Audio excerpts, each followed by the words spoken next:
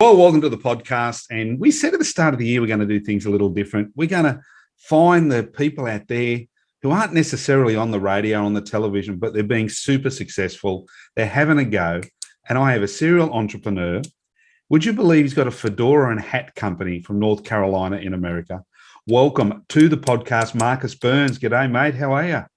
I'm doing great. How y'all doing? Thanks for having me. Mate, it is an absolute pleasure. So for those people, like our podcast goes around the world, where is North Carolina? North Carolina, like in reference to the rest of the states, so people can understand where we're sitting. North Carolina is like, I want to say it's almost, what you call it, mid. It's, how can I explain it? It's closer to the right side of if you look at the United States, it's closer to the right side, somewhere right under the what I'm trying to say. I didn't pay much attention in geography. But we're going to get to that, to how good you were at school. I know if you said, someone said to me, I know Chicago. Where would you be from Chicago? From the Chi. That's Chicago. North, south? Oh, south. South of Chicago. That's cool. Yep. Southeast. Yeah. The States is very much like America. A lot of people see these big, beautiful towns. They see New York, they see Sydney, they see LA, they see Melbourne. And America, like Australia, is so massive. It's a lot of people don't understand how big the place is. And like both countries are so full of opportunity. Did you grow up there? Nope. I grew up in Dayton, Ohio. And what was that like living there? It was, I'll say that it was a great experience. Yeah. I grew up a little rough. So yeah.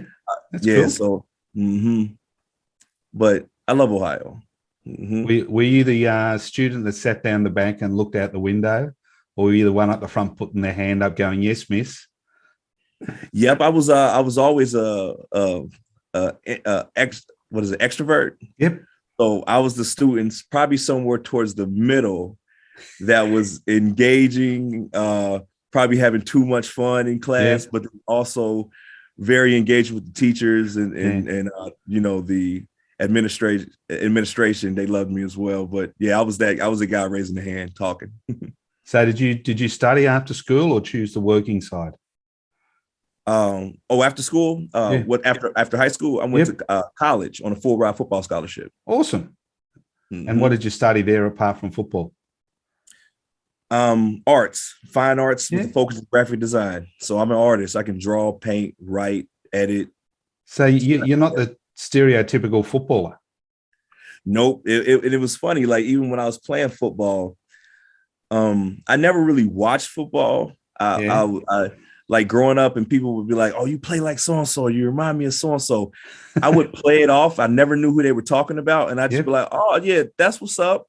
But it got me a scholarship, and so you're right. I was pretty much the weirdo, and I'm a lefty, so I was the weirdo that didn't watch sports but played it. Oh no! So that would have been funny introducing yourself to the team. Nope. Oh dear. No, well, it's always that way when they're trying to watch something, or they asking who's your favorite team or something like that. And I'm like, I don't really have a favorite team or player. Yeah, it's funny. We had last year in Australia, we had rugby league, and our forwards, which are like your defensive guys, there was these two guys, and they're massive guys, nowhere near as big as yours, but they're big and they're rough and they're hard, and they're the guys that do the dirty work. And they both retired. And someone said, "What you doing?" He said, "Well, I've just finished my law degree." And another guy said, "I've just finished learning to be an optometrist." And you can see the look on the journalist's face going, "Huh?" They automatically thought that because of their position in playing football, they stereotyped them as basically knuckleheads. And these guys are super intelligent, achieving heaps. And I thought it was awesome because it just proved that you don't have to be what people say you should be. Yes, you should just always be who you are. Yes, sir. Respect. So what type of art were you into when you were at uni? So it was fine arts with a focus in graphic design. So when I was in school, I went to Western Kentucky University, Hilltoppers, and it was it was a little bit of everything. Mostly, of course, it starts off with drawing and painting, and then you have the people coming in that that model for you and all that. But then tapping into the editing and creating actual moving images and everything within the arts of, I guess, technology. So you're an entrepreneur now, and you've launched a new business, which you're going into in a moment. Once you finish your scholarship, you finish your study, did you go into business again straight away for yourself, or did you just go and get a boring job and pay the bills and live a bit of life? It was a funny trickle. Like after football, I was still in school before I got that sheet of paper, and I became a party promoter at one point. And eventually, towards the end, once I finally graduated, I started working at Outback Steakhouse, Outback Down Under. Yes, we got one of them down. We got them in Australia. It's just funny to bring that up because they I heard I heard a while back that Australia knows nothing about Outback. Like they don't even. It's like a whole theme.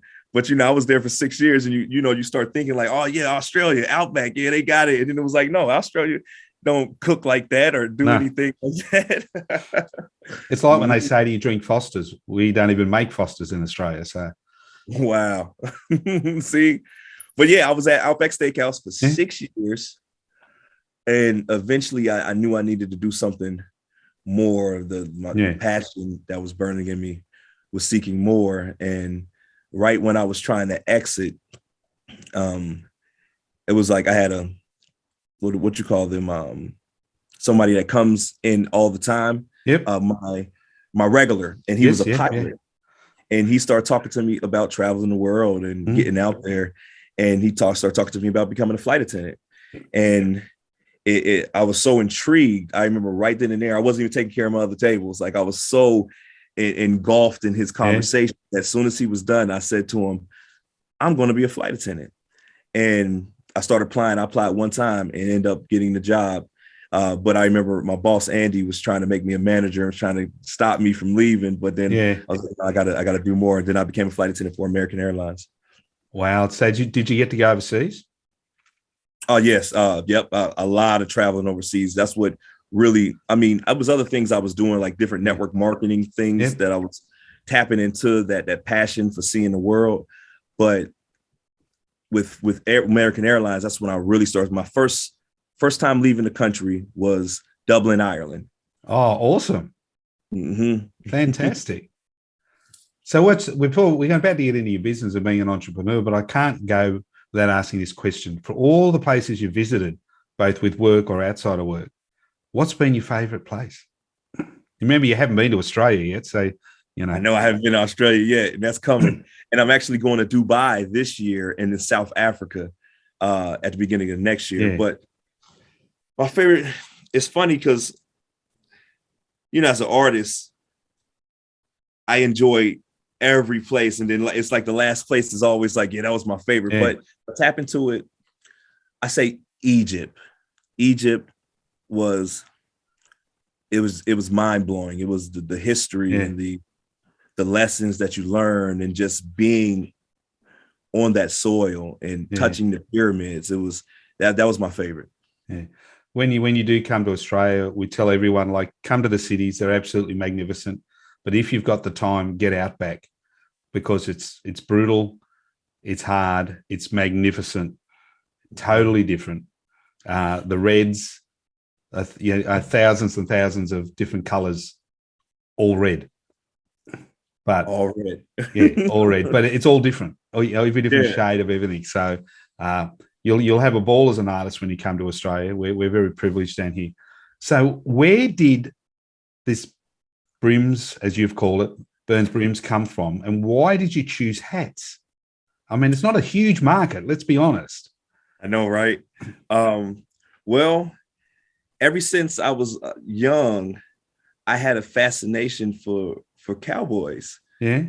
And I always loved boots, cowboy boots and hats. And I started wearing them early on, even when it wasn't popular. Like when I say I grew up rough, I grew up in the inner city, all black inner city high school. Yeah. And I had dreads once upon a time and gold Yep. teeth. So even with the dreads and golds, I was still rocking fedoras. Now, I wasn't able to afford cowboy boots until I got to college and was getting that free grant money. But it was just always my thing. My first cowboy hat I had got was I was raised with my grandmother. So my first cowboy hat was my uncle was in town, and I think we were traveling for a family reunion or something. Yeah. We stopped at some gas station, and I saw this hat in the gas station, and I wanted it so bad. And I'm probably about, I don't know, 6 or 7, Yeah. and I wanted it so bad, and Granny couldn't afford it. And then my Uncle Rexy grabbed it and bought it. And I think it was like, I want to say like maybe $40-$50. Yeah. And that was my first ever putting Awesome. on a brim, a wide fedora. And then it just grew from there. And it's just always been me. So it was easy for me to transition into this creating the brand. Like my last name is Burns. And so they're Burns brims, and I actually burn so much stuff on. I burn the logo, I burn, and I incorporate the whole thing. But it was a no-brainer. With me and Desi's, me and my wife, travel vlog, Desi and Keith's Wonderlove. I was always trying to, keep it fresh, different things. These are videos, so you want to keep switching up your style. So when I was messing with the hats, I started altering them myself and start just doing all kinds of crazy things to the hats. And everywhere I would go, people was, dang, where did you get that hat? Where did that hat come from? Like, wow. And then, I mean, literally, like when I would go to certain places like Jamaica or poorer countries, and they would ask about the hat, I would take it off and give it to them, because, it's just like, I can go home and make me another one. I don't know if this is accessible to you. So I would just give it, but it was just too many people asking it. And then, I had briefly talked about, with all the different business ideas with the wife, that I want to eventually make hats and boots, cowboy boots and hats. And did she give you the normal wife look when you give them some crazy idea, and they, as if to say, what are you talking about? How's that going to pay the bills?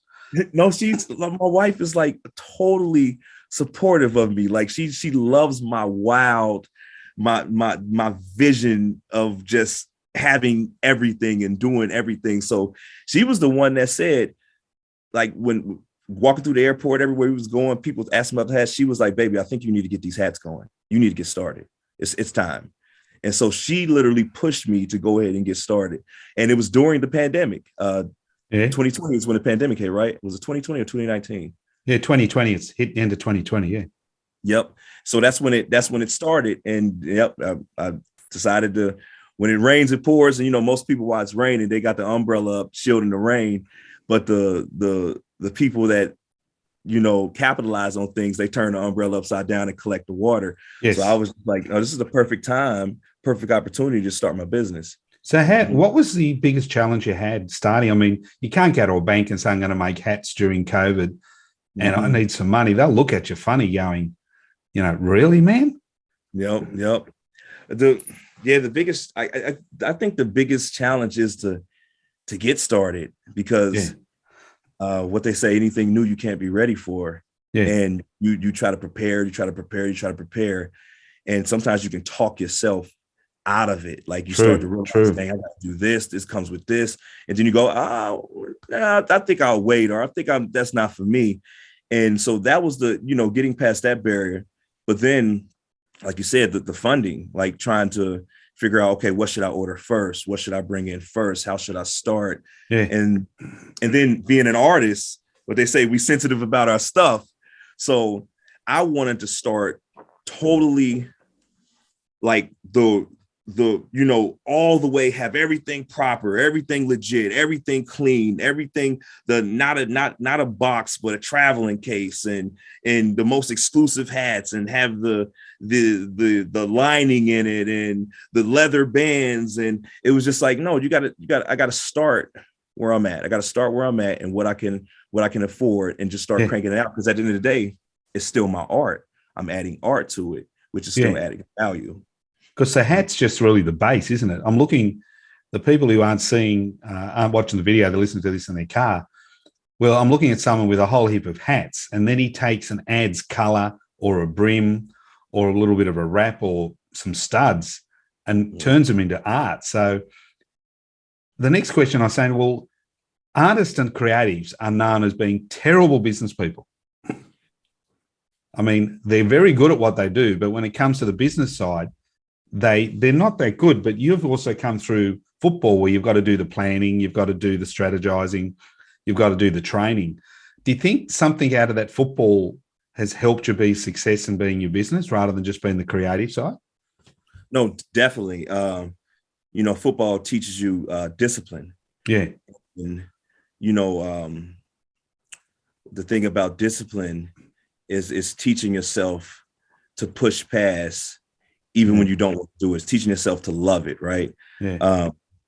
So football taught me one of the sayings the coach used to say was find a way. Yeah. And it's like, you know what? Find a way. And that was like a huge staple for me. Yeah. And I live by that. Like I don't believe in excuses. And it's like, get it started, find a way, work through it.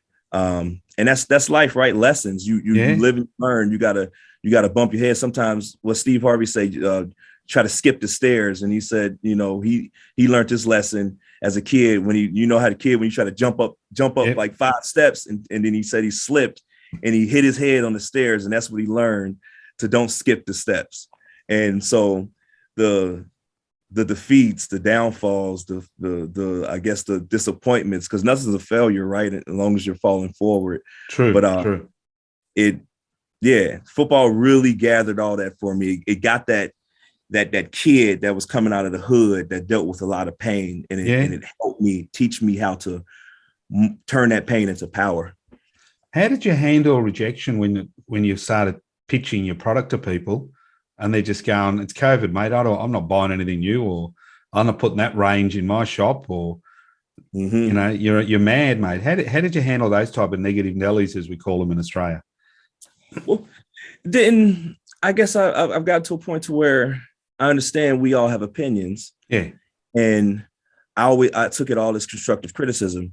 One time I remember going into a shop and was talking to older gentleman that, he was you could tell he was a classic man, and he's from like Chicago or Detroit. So he's very direct, and he was just like, what are you doing? What's this hat? And he grabbed it and he looked at me. He was like, this ain't even right. So, and he just kind of started scolding me. And it was funny. I had a gentleman there that had just did a photo shoot for my hats. Yeah. And he brought me over to the store to introduce me. And I'm thinking I'm about to talk to him about trying to incorporate my hats and everything. And he started scolding me. So the older gentleman, they're both older than me, or both older gentlemen.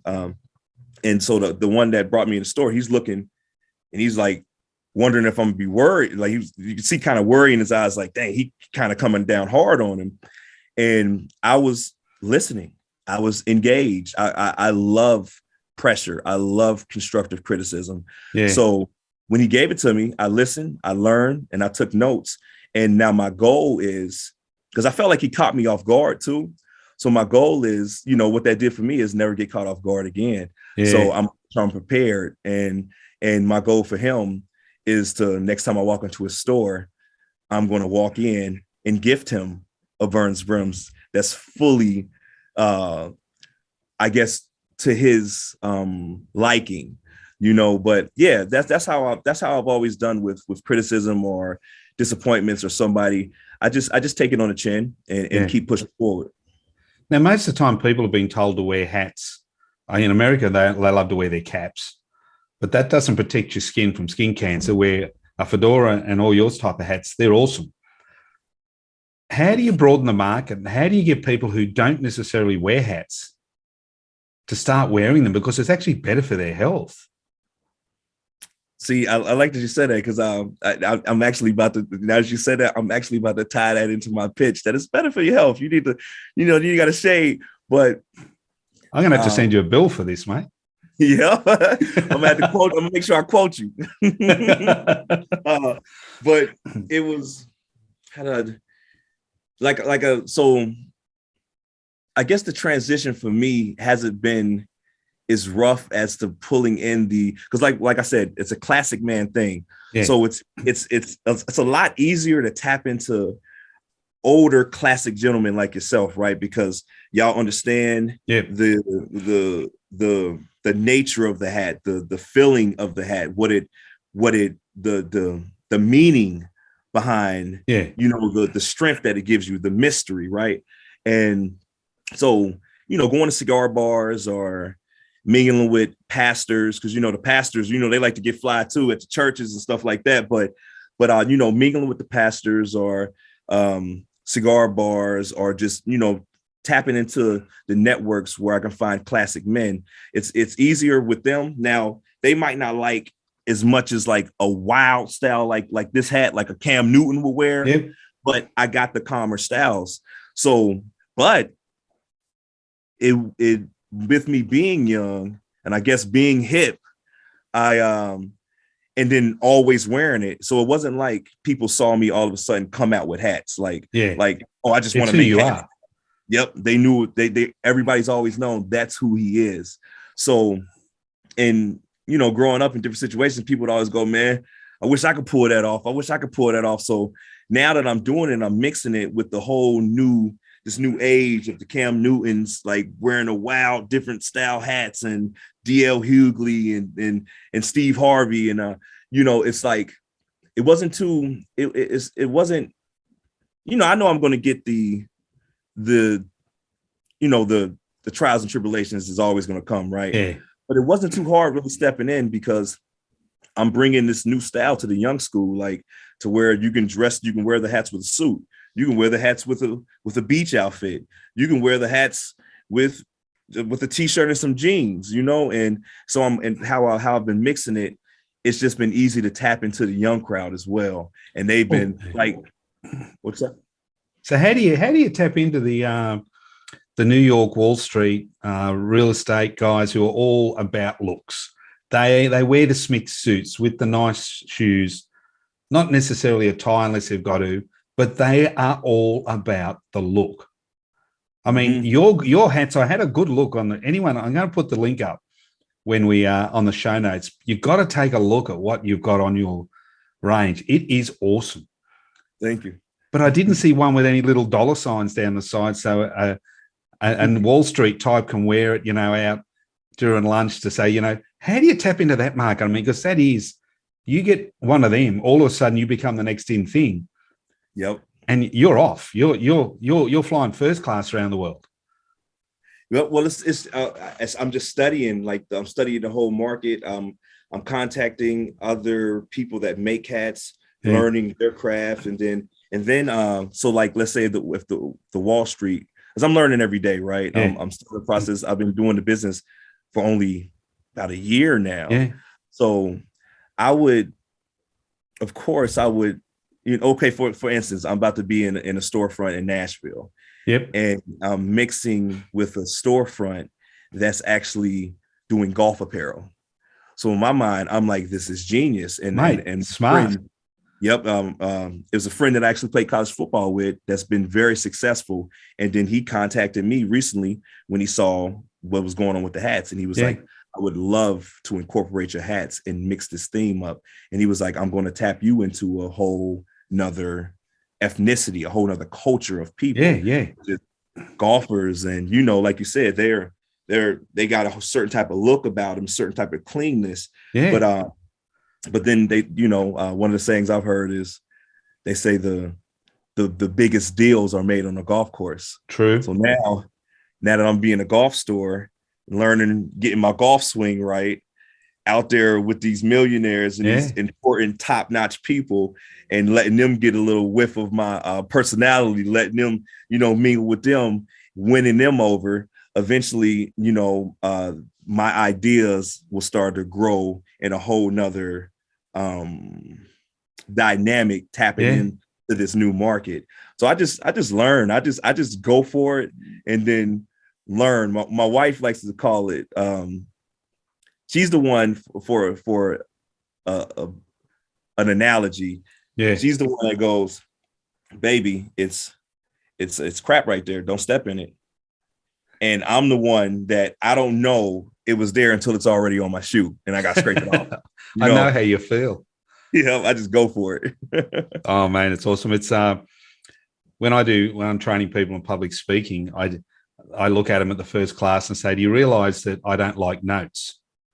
And they just, and you know where I'm coming from. Mm-hmm. I don't like notes. And they're going to say, you speak without notes. I said, yeah. Mm-hmm. And they look at you and go, why? I said, well, because in business, in life, you can't carry around notes. Yeah. You can be in an elevator and the person next to you is your next big financer, your next big deal. Yeah. You can't go into your pocket and pull out a set of notes and start reading. Yep. I said, I say jump out of the plane without a parachute because you're going to fly. Yep. You're going to do it. Yeah. You got to jump. You got to take the, you never know if the parachute will open or if your wings is open, if you don't take the leap. But with the notes thing, I'm the same way. And I have a tendency of rambling. I get excited, I get passionate, and I ramble. And I see, so I guess that would be my only false evidence appearing real fear of it is the fact of knowing that, but still it holds a sense of authenticity. Authenticity, yeah. Authenticity, like me coming pure, like this meeting, talking to you, yeah. I can just flow, I can be me. Yeah. But sometimes people can tell when you've rehearsed or when you're reading something from, a teleprompter. Yeah. Mm-hmm. As people wouldn't realize when people say to you a lot of pre-interview, and I say no, I say I don't issue questions.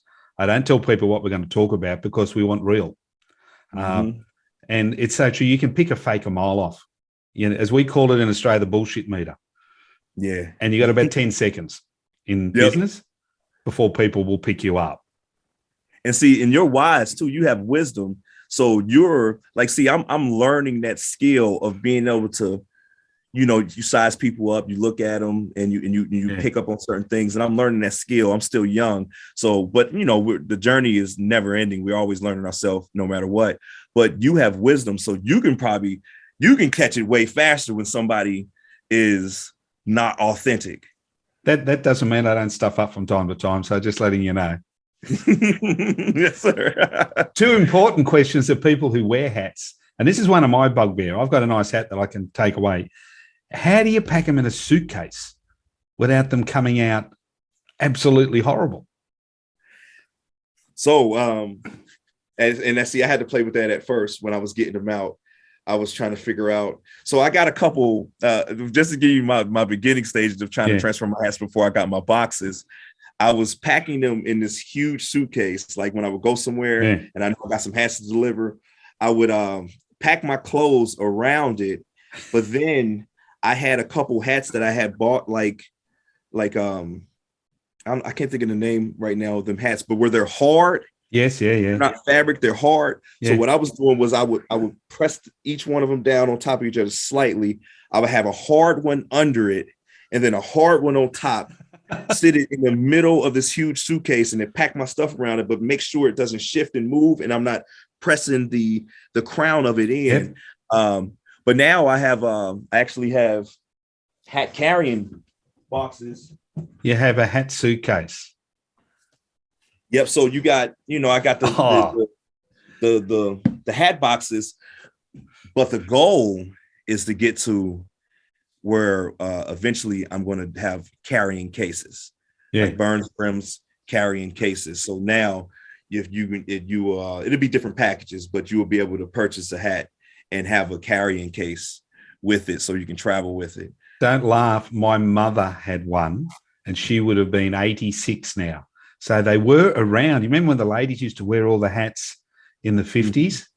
Mm-hmm. You've just got to modernize it for now. So you'll be fine.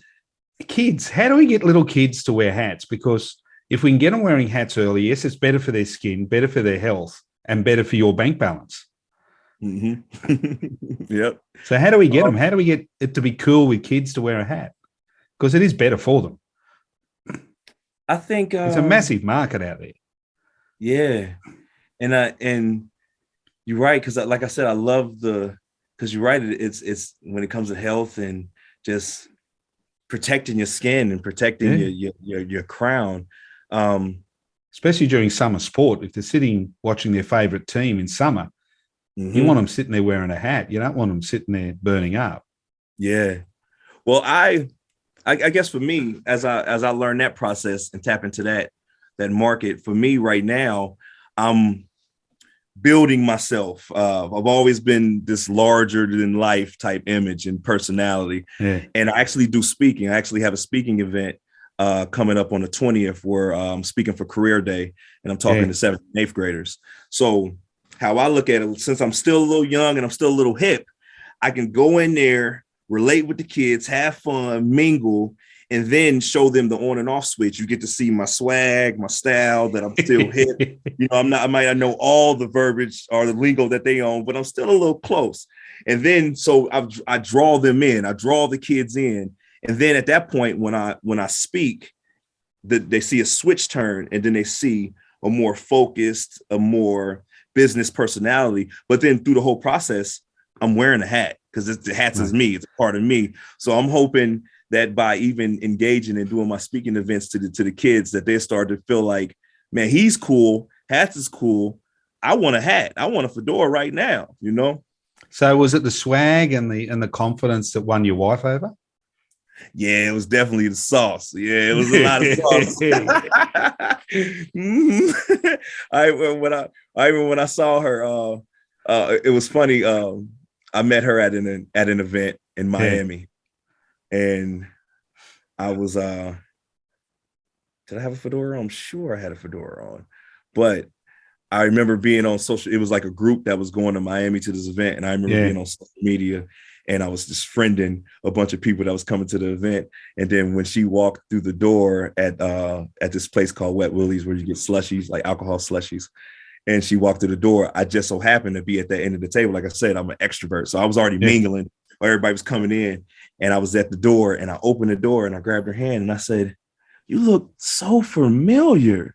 Oh, she's like, that's an old line. Come on. she thought I was shooting the line. And she said, yeah, you just friended me about an hour ago on Facebook. Yep. And everything was written from there. Mate, 2 final questions before we wrap up. What's your best advice you give to someone like you? If you look at what people would say, where you grew up tough, everything you've gone through in life. You're not supposed to be successful. You're supposed to have just played football and end up serving at Outback Steakhouse. But you've made a success. So what's your best bit of advice you give to someone who is your 18-year-old self standing there making, what am I going to do with my life? What are you going to say to them? I say, tap into, find your passion, find who you are. What makes you, what do you love, and develop it. And even if you don't find it or can figure it out early on, it's like puzzle pieces. Sometimes we might receive a puzzle piece at 18 that we don't know what to do with, but then at 25 we receive another puzzle piece that brings that other one that was in our subconscious to our frontal lobes, and now it connects. So I say just tap into yourself, believe in yourself, and just do it. Just go for it. No matter what, no matter fear is false evidence appearing real. Just go for it. If you believe in yourself enough that you believe that you can achieve anything. So if you had the choice to give one person in the world one of your hats to wear, who would you give it to? It's my favorite. Here we go. Now I've got you thinking. Who would look best in one of your hats, male or female? Doesn't matter. Okay, so who would look best? Yep. So you're sitting there. You look, put your business hat on, as we say, and you got your best hat, and you want to give it to someone because you're going to look hot in that. That is going to pop. Who are you going to give it to? Can I just one, or can I give a list of 4? You can get a list of 4, mate. Okay. You got Steve Harvey. Yep. Will Smith. He'd probably need a hard hat. Yep. Johnny Depp. Yes. And Denzel Washington, Barack Obama. I'm gonna give you 5. Okay, that's cool, man. So where do our listeners find you, and where do they find your hats? Okay, so you can find Burns Brims on burnsbrims.com. Yep. Or on our Instagram page at Burns Brims. That's BURNSBRIMS. Yeah. Awesome, man. Look, it's been an absolute privilege talking to you. I love it. I love the guys who disrupt the industry. I think it's absolutely awesome. It's been fantastic. And as we say at the end of every one of our podcasts, have a groovy day.